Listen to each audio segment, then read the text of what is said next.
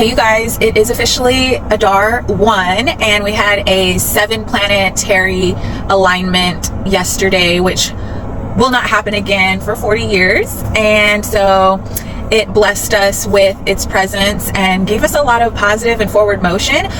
And all planets were going direct this week.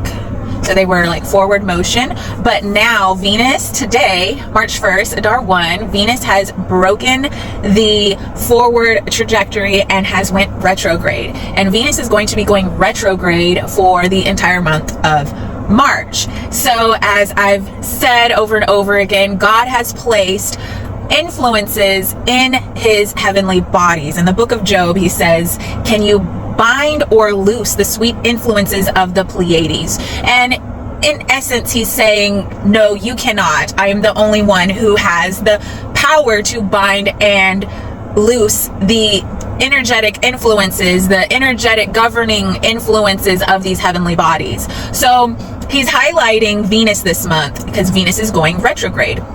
And that means essentially it's seeming to go backwards. And that means it's taking a look at maybe some of the things of the past. You could find that a love partner from the past, past situation might pop up this month, and you might be bringing a close to something from the past. Like for me, I'm going through a divorce, so it's closing old storylines concerning romance for me. But it can also be, so it can bring about closure of romantic storylines. It can bring about new romantic storylines.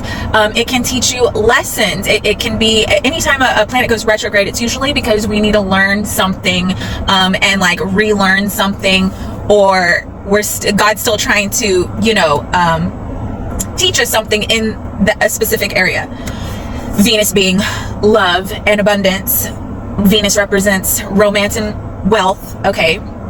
And we also have Neptune and Jupiter as ruling planets for the month of March. And Jupiter is very about blessings and good fortune. I love Jupiter. I really feel like Jupiter reminds me so much of Christ. So I love Jupiter's presence, but Neptune is associated with illusions and fantasy. And so with Neptune also being a ruling planet over the month of March, so we're like going between, are we going to continue to run the same cycles and stay in illusion, delusion, right?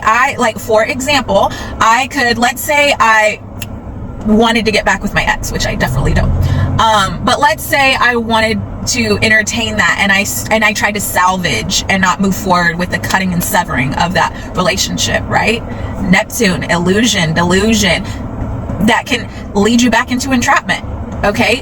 But we've got Jupiter, we've got Christ, the mind of Christ, right? The mind of Christ we've learned these lessons. We're not going to repeat these toxic cycles. We're not going to go down that road. We're going to implement. We're going to know our worth. We're going to know healthy boundaries. We're going to know what love is and isn't, because we've already been there, done that, right? And so this is something to be aware of in the month of March. And if you make the right choices when it comes to your love situations, then Jupiter is present to bring you into blessings and abundance in that area of your life. If you don't go back into illusion, delusion, right? And for me, so I just want to share this with you guys so y'all can be aware of what the influences we have going on this month, what God is highlighting, what God is addressing through his governing bodies that he placed in the heavenly realms to help orchestrate his influences in the earth and in humanity and in our lives. So for me, God's been telling me that he told me I need to get out of this relationship, okay, because it's gonna mess up what he has for me moving forward. And so he's shared some romantic details on my romantic partner, my kingdom spouse.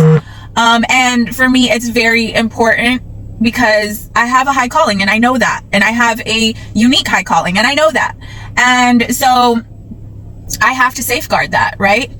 And but for me, he has been revealing to me that my romantic partner would be entering the scene soon.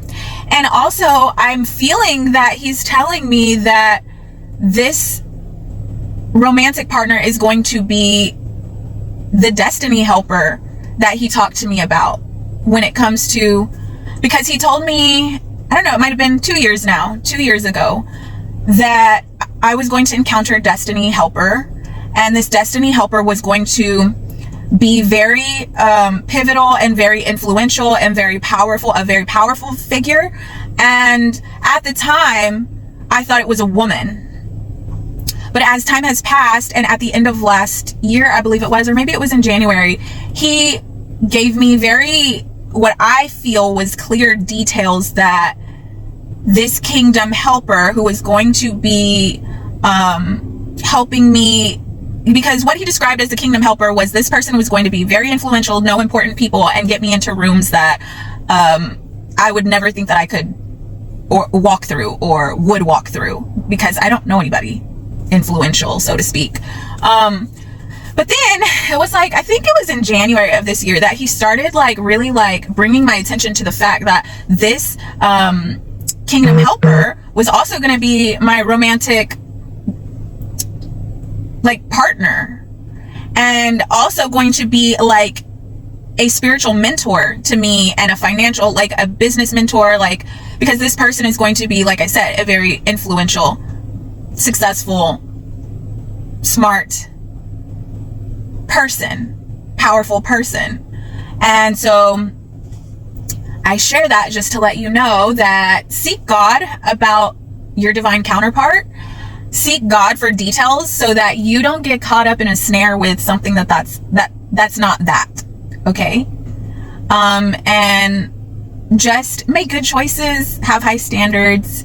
And it's fine to enjoy yourself, but yeah, don't waste your time on things that are not what God said you're waiting for, right? Especially when you have a super high calling. And if you're watching me, then you probably, chances are you're a chosen one. You're you're an end time soldier. Be blessed.